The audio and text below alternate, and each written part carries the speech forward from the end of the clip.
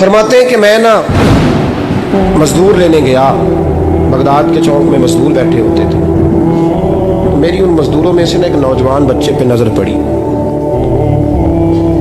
بڑا کمزور سا وجود تھا لیکن چہرے پر عبادت کا نشان تھا، ماتھا بتاتا تھا کہ نماز کا بڑا خیال رکھتا ہے۔ میں اس کے قریب گیا، چہرے بھی بڑا کچھ بتاتے ہیں نا، چہروں میں بھی بڑی رانائی ہوتی ہے۔ فرماتے ہیں میں قریب گیا، میں نے اس کو کہا بیٹے مزدوری کرو گے؟ تو کہنے لگا مزدوروں میں بیٹھا ہوں تو حضور مزدوری کے لیے ہی تو بیٹھا ہوں۔ تو میں نے کہا کہ چلو پھر، کہنے لگا نہیں میری کچھ شرطیں۔ میں نے کہا بتاؤ؟ کہنے لگا پہلی شرط یہ ہے کہ لوگ 4 دینار دیہاڑی لیتے ہیں، میں 3 دینار لوں گا۔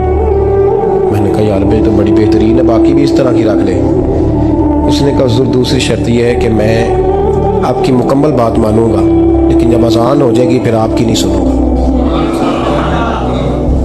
تیسری بات اس نے یہ کی کہ حضور میں آپ کے گھر میں کام کروں گا پر آپ کے کسی سوال کا جواب نہیں دوں گا۔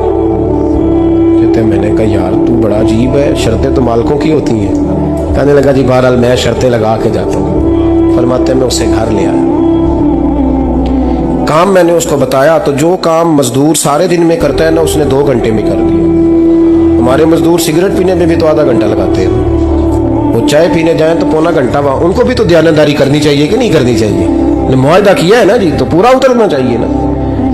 کہتے 2 گھنٹے میں، اب کام جب بندہ شروع کراتا ہے تو کام اور نکل آتا ہے۔ کہتے کام میں نے اس کو اور بتا دیا، وہ کرنے لگا۔ اس نے مٹی نکال کے رکھی تھی باہر رستے میں، تو اذان ہو گئی زور کی، اس نے وہیں کدال چھوڑی کہی اور چلنے لگا۔ تو میرا بیٹا کہنے لگا اس کو ذرا برابر کر دو۔ کہنے لگے چپ کر جا، تیرے باپ سے بات ہوئی تھی، جب اذان ہوتی ہے تو میں کسی اور کی نہیں سنتا، صرف اللہ رسول کی سنتا ہوں۔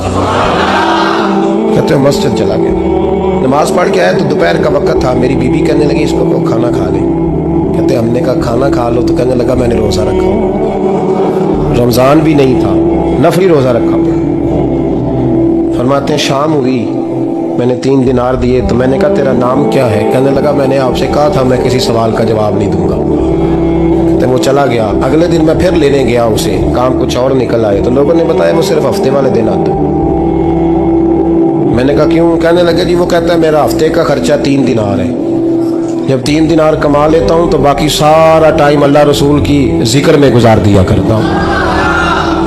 فرماتے ہیں جی اگلے ہفتے میں پھر لینے گیا، میں نے پورا ہفتہ انتظار کیا کہ کام اسی سے کرانا ہے۔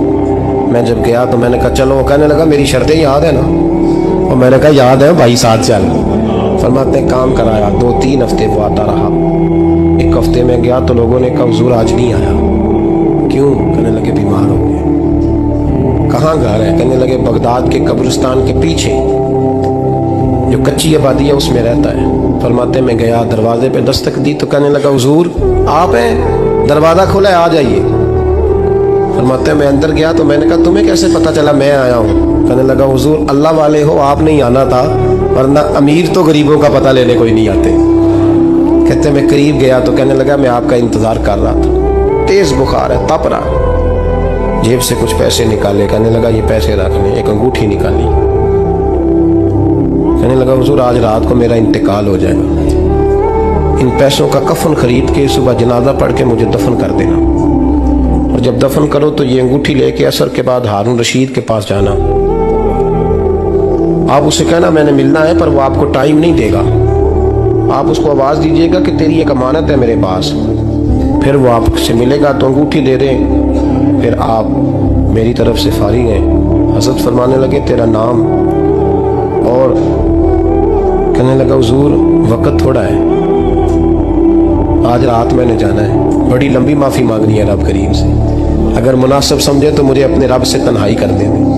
فرماتے ہیں میں آ گیا اور اس کی باتوں نے مجھے ساری رات سونے نہیں دیا۔ فرماتے صبح بڑی مشکل سے سورج نکلا، میں گیا دروازے پہ ہاتھ رکھا تو دروازہ کھلا ہوا تھا، اندر داخل ہوا تو خوشبوئیں میرا استقبال کر رہی تھی۔ جب چہرے سے کپڑا ہٹایا تو اس کا تو انتقال ہو چکا، انتقال ہو چکا، ایسے جیسے کسی کا دیدار کر کے سویا۔